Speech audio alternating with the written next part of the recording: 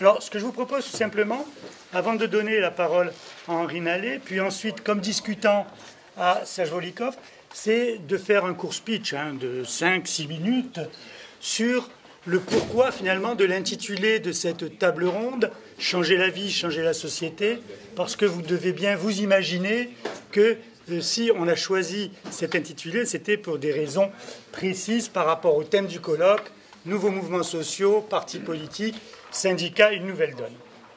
Alors, peut-être un rappel très ancien, historique, doctrinal.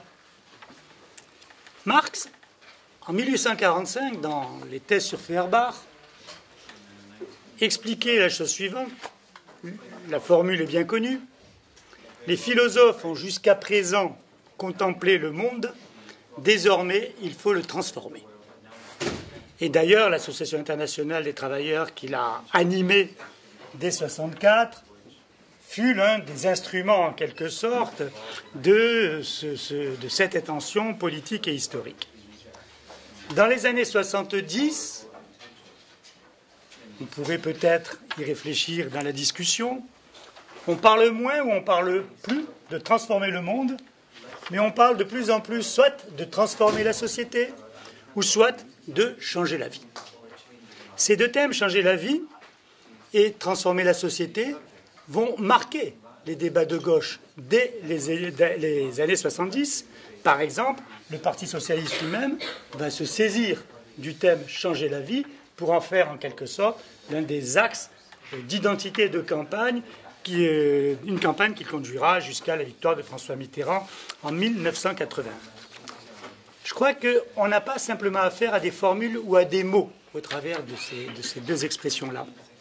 En effet, ces deux thèmes marqueront alors et à la fois les rapports, parfois conflictuels d'ailleurs, entre les partis de gauche réunis au sein du programme commun, mais aussi les rapports entre les partis de gauche et ceux que l'on appelait alors, on en a beaucoup parlé depuis hier matin, les nouveaux mouvements sociaux. Ces nouveaux mouvements sociaux qui se développaient, on le sait, sur des revendications qui concernaient très immédiatement des mobilisations spécifiques comme les femmes, l'avortement, le droit des homosexuels, l'écologie, le régionalisme, etc.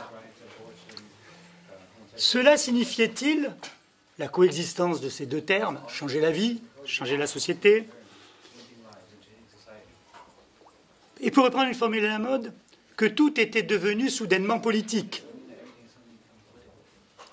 que des revendications très spécifiques liées par exemple à l'avortement ou aux femmes ou aux homosexuels étaient à saisir d'un point de vue politique de la même manière que les grands enjeux sociétaux, sociaux ou de transformation sociale.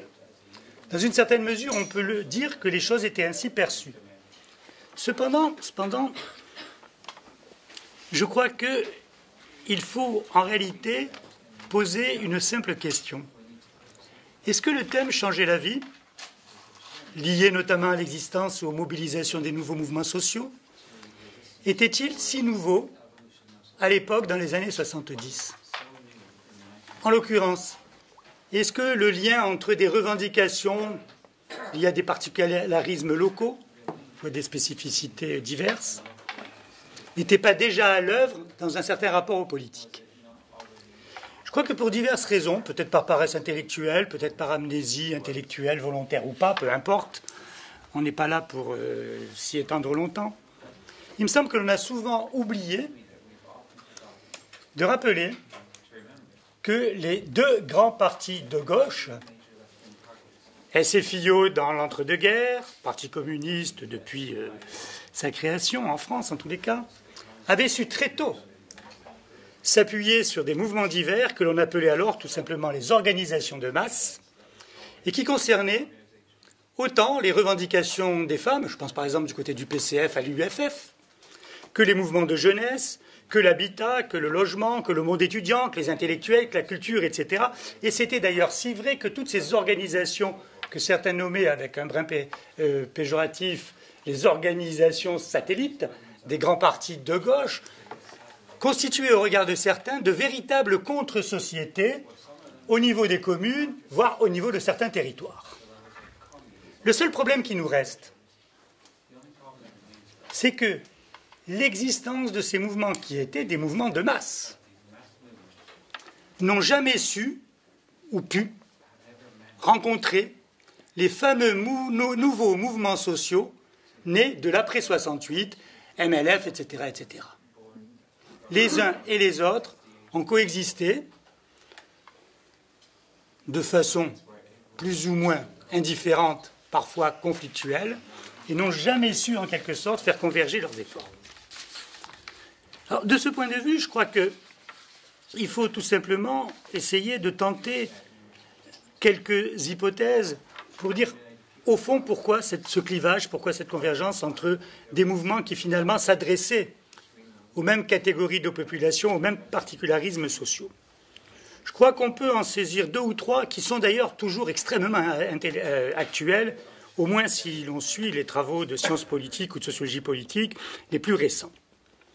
Cela est-il dû au fait que les nouveaux mouvements sociaux nés de l'après 68 refusaient totalement les modes traditionnels d'organisation et de hiérarchie politique qu'incarnaient les partis de gauche, PS comme PCF?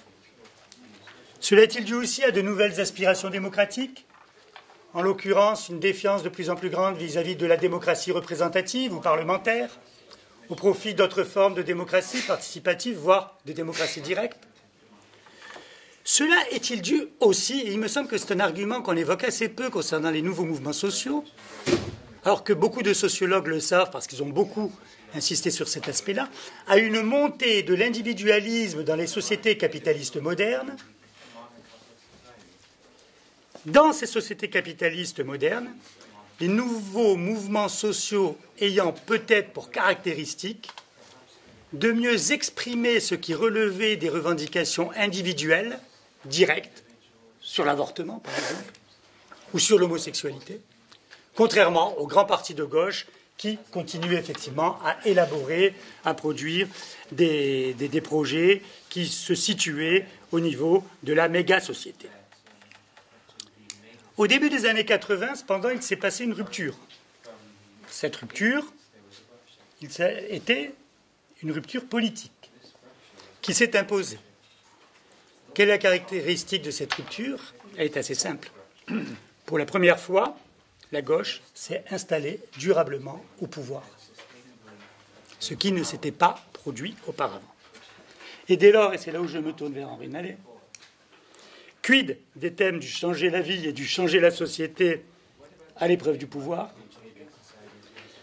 Quid de la prise en charge des nouvelles formes de mobilisation sociale et de leur coexistence avec des mobilisations plus classiques du point de vue du pouvoir? Je lui laisse là la parole pour une demi-heure, 35 minutes, ce qu'il veut. Enfin, ce qu'il veut. Voilà, il y a une protestation à l'extrême gauche qui se fait entendre avant de laisser la parole à Serge.